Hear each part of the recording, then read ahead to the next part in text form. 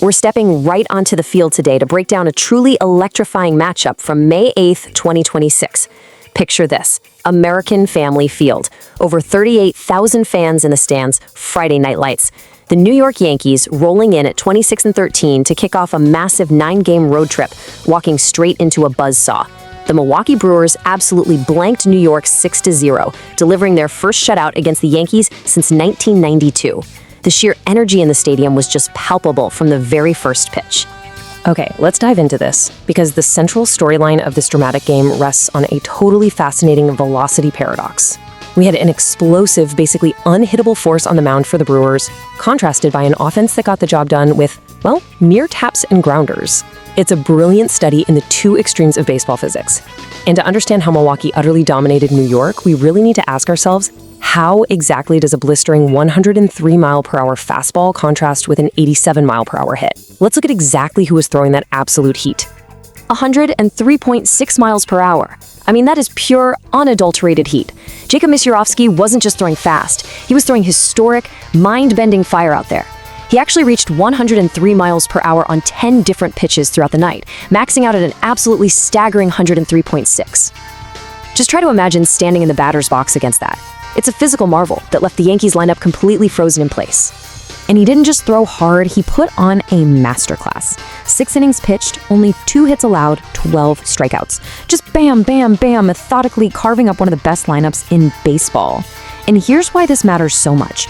This phenomenal start comes right on the heels of his last outing against the Nationals, where he had a no-hit bid going through 5 1/3 innings before he was forced out with a hamstring cramp. But he didn't miss a single beat. He stepped right back out there and delivered a second straight sensational start with relentless high-octane energy. And this brilliantly illustrates the great irony of baseball. You've got Misiorowski throwing absolute fire at 103.6 miles per hour, but the Brewers' offense? They didn't even need to hit the ball hard to win. In fact, on the run-scoring singles that broke this game wide open, not a single one had an exit velocity exceeding 87.2 miles per hour. We're talking soft contact, little bleeders, grounders just finding holes. They used precision and placement, while their pitcher used pure overpowering force. Let's break down exactly how that soft contact unraveled the Yankee starter Max Fried, who fell to a 4-2 record after giving up 4 runs in the second inning. It was a very methodical breakdown. Step 1, a leadoff single by Gary Sanchez.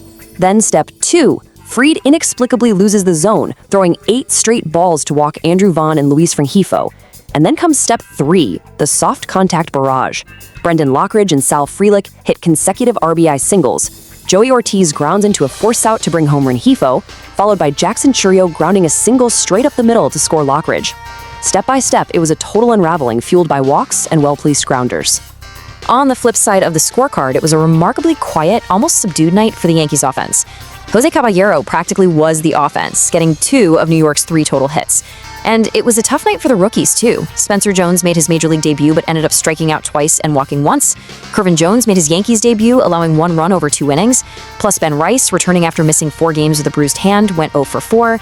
Meanwhile, Milwaukee's Shane Drohan quietly and efficiently worked the final 3 innings to earn his first career save, wrapping up a completely stifling performance. But the game did bring a moment that really forces us to pause and take a much more serious tone. In the 4th inning, chasing a foul ball hit by Cody Bellinger, Brandon Lockridge crashed heavily into the left field wall. Tragically, his right knee collided directly with an unpadded section of the barrier. It was a genuinely scary moment on the field. Lockridge, who had already contributed 2 RBI singles to the Brewers' lead earlier in the game, had to be carted off. It's the kind of moment you just never want to see in the sport, and our thoughts are absolutely with him regarding his recovery from that collision. So the crucial point is that while the game itself was filled with extreme highs and a terrible low, the evening actually began with a profound sense of reverence and history. Before the first pitch was even thrown, the Brewers organization took time to honor 2 absolute legends. It bridged the gap between modern-day play and historic celebration, making sure their legacies are permanently etched into the stadium's history. We welcome the newest inductees into the Brewers' Wall of Honor. First up, CC Sabathia. For anyone who remembers that magic summer of 2008, Sabathia was a force of nature. Acquired in a July trade, he basically put the team on his back, going 11-2 with a 1.65 ERA and 17 starts to break a playoff drought that had haunted the franchise since 1982. Just pure nostalgia. And alongside him, the late, great Dave Parker. Parker won a Silver Slugger Award with Milwaukee in 1990. He sadly passed away last June at the age of 74, making this induction a beautiful, heartfelt tribute to a true baseball giant. Let's move to and see how this builds into the broader context of the season. Stepping back from Friday night's emotional roller coaster in Milwaukee, we need to look objectively at where these teams stand in the league and check in on some breaking news happening around the rest of Major League Baseball. And it's fascinating context when you consider that, historically speaking, the Brewers and Yankees used to battle it out directly all the time, since Milwaukee was actually an American League team until 1997. When we look at the broader picture, despite being shut out, the New York Yankees are still sitting incredibly comfortably atop the American League East at 26-13.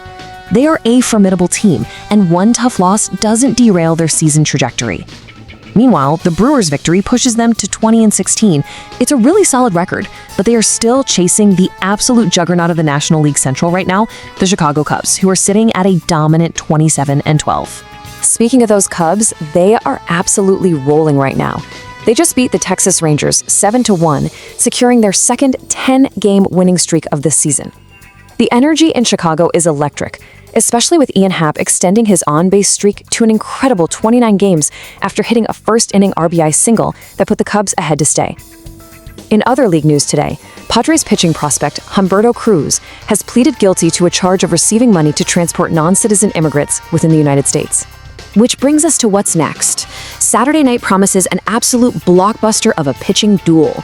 Can Yankees starter Cam Schlittler, carrying a microscopic 1.52 ERA, quiet the Brewers and enact some revenge for Friday's shutout?